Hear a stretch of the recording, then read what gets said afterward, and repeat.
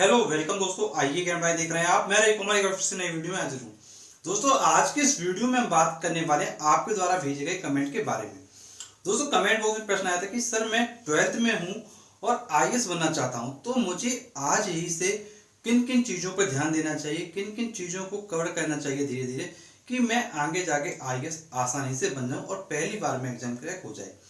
तो दोस्तों इस वीडियो को आपको जरूर देखते रहिए, क्योंकि इस वीडियो में मैं आपको पूरी जानकारी देने वाला हूँ। दोस्तों जैसा आपको पता है कि आप क्लास 12th में हैं, तो दोस्तों जब आप क्लास 12th में हैं तो कहीं ना कहीं आपको अगर आईएएस बनना है तो सबसे पहले कुछ आईएएस की प्रिपरेशन से संबंधित कुछ चीज़ें आपको पता होनी चाहिए और उसके अनुरूप आपको थोड़ी चीज़ें तैयार करना चाहिए जो आप आज की डेट में कर सकते हैं और चीज़ों को समझ सकते हैं। तो सबसे पहले मैं आपको बताना चाहूँगा कि आईएएस में आपको पता होना चाहिए कि आपका प्रीलिम्स होता है, मेंस होता है और इंटरव्यू होता है। प्रीलिम्स में आपके ऑब्जेक्टिव क्वेश्चंस आते हैं, मेंस में आपका रिटन एग्जाम होता है और दोस्तों इंटरव्यू में आपको इंटरव्यू देना होता है। दोस्तों ये आपकी क्या है, आईएएस एग्जाम की स्टेजेस होती हैं। अब दोस्तों यहाँ पर जो सब्जेक्ट्स होते हैं वो सोशल साइंस वाले होते हैं। जैसे आपको पता होना चाहिए कि हिस्ट्री आता है, ज्योग्राफी आता है।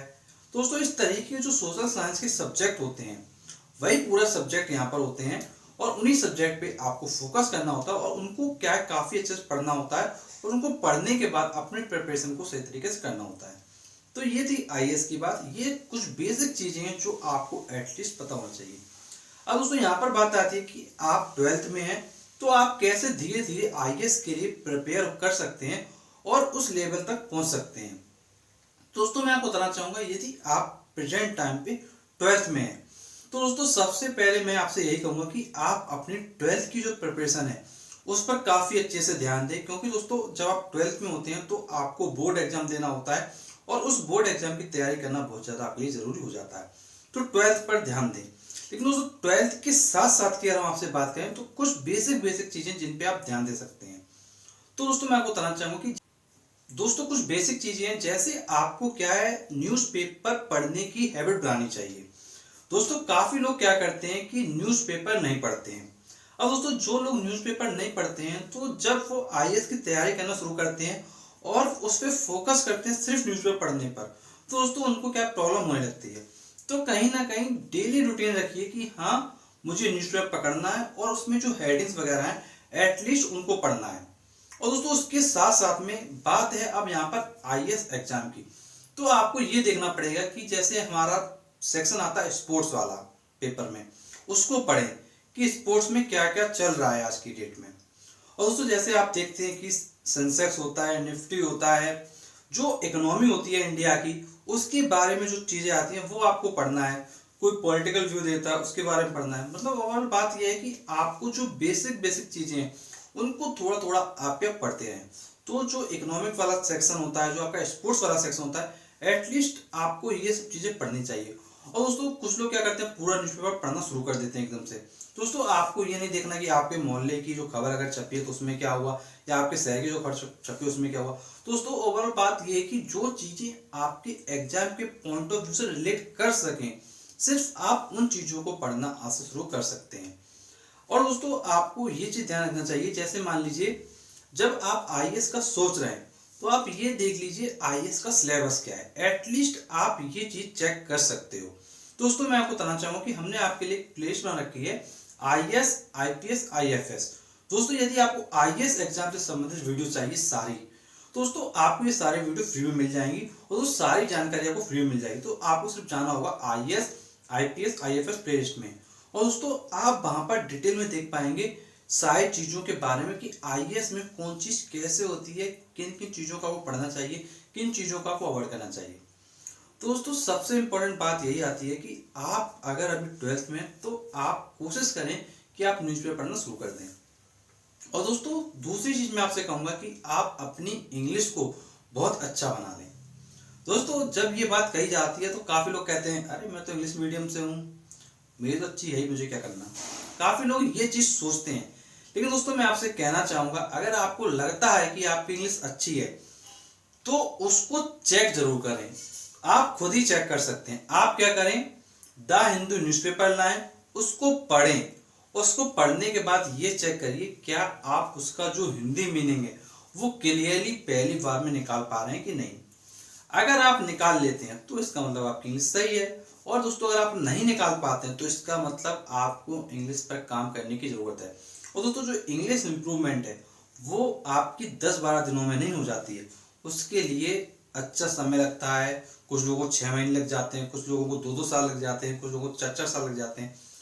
तो आपको इंग्लिश को काफ़ी अच्छे से कवर करना होगा। अब दोस्तों जब आप द हिंदू पढ़ेंगे या टाइम्स ऑफ इंडिया ही पढ़ सकते हैं, लेकिन आप द हिंदू पे जाइए क्योंकि द हिंदू बेस्ट है। अब दोस्तों जब आप द हिंदू पढ़ेंगे तो वहां पर क्या है, वर्ड मीनिंग आएंगी अलग तरह की, जिनका आपको अर्थ भी पता नहीं होगा। जब दोस्तों आप उसको पढ़ेंगे और पढ़ने के बाद जो वर्ड प्रॉब्लम कर रहा होगा उसको मार्क करें, दोस्तों वहां से उसका मीनिंग आप पता करें।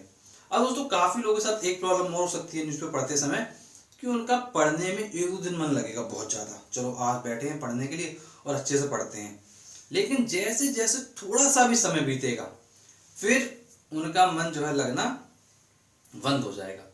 तो उस जगह क्या करना है दोस्तों, यदि आपका पढ़ना मन क्या है बंद कर दे, तो मैं आपसे ये कहूंगा कि आप सबसे पहले न्यूज़पेपर में वो चीजें पढ़ें जो आपको इंटरेस्ट देती हैं।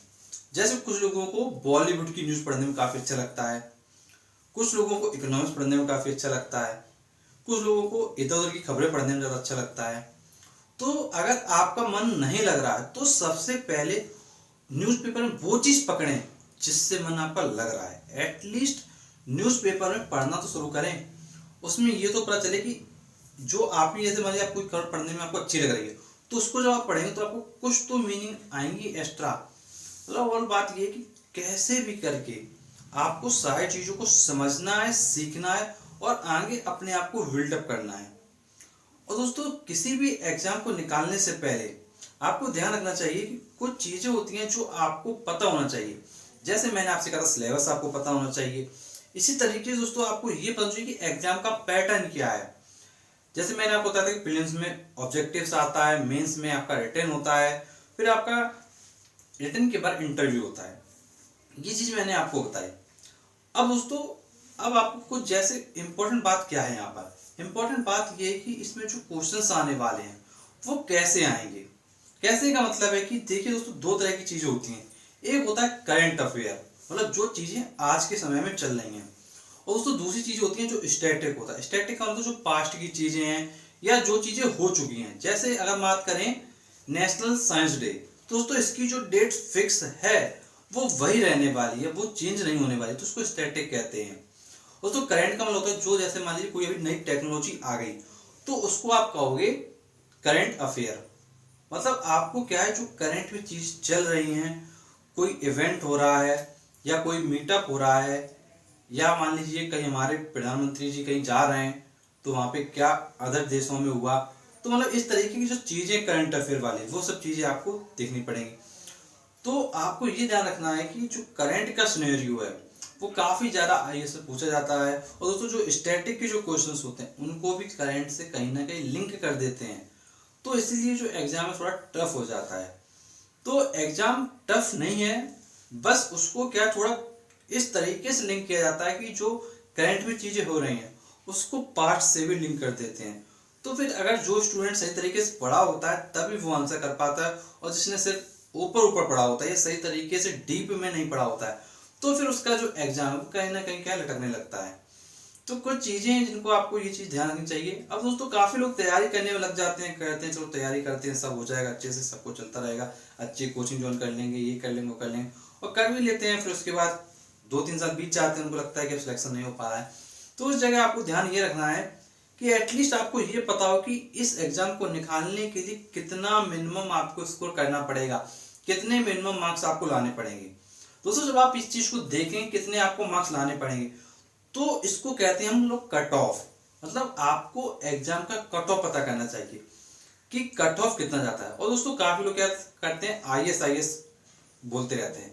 दोस्तों जो इसका एग्जाम का नाम होता है वो होता है सिविल सर्विस एग्जामिनेशन, और कुछ लोग इसको यूपीएससी के बोलते रहते हैं। दोस्तों जो मेन नाम है वो आपका यही है, सिविल सर्विस एग्जामिनेशन, जिसको आप सीएसई कहते हो। दोस्तों यूपीएससी ऑर्गेनाइजेशन है जो इस एग्जाम को कंडक्ट कराती है।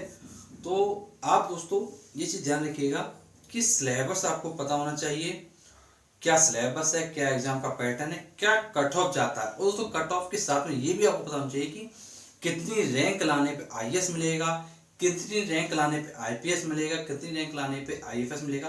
दोस्तों एग्जैक्टली तो कोई नहीं बताएगा आपको, लेकिन इसका जो अराउंड होता है कि लगभग इतना आएगा तो इतना मिल सकता है, तो ये चीज़ आपको पता होनी चाहिए। और दोस्तों मैं आपको बताना चाहूँगा कि हमने आपके लिए जो भी प्रॉब्लम्स होती हैं आईएएस वाली, जो स्टूडेंट्स को प्रॉब्लम होती हैं, उनके जो वीडियोस हैं वो सारे आपके लिए फ्री प्रोवाइड कर रखे हैं। और तो सारे वीडियो आपको मिल जाएंगे फ्री में देखने के लिए एक प्लेलिस्ट में। प्लेलिस्ट का नाम है आईएएस आईपीएस आईएफएस। इस पेज में जो आप जाएंगे तो आपको आईएएस आईपीएस आईएफएस एग्जाम से संबंधित सारे वीडियो मिल जाएंगे।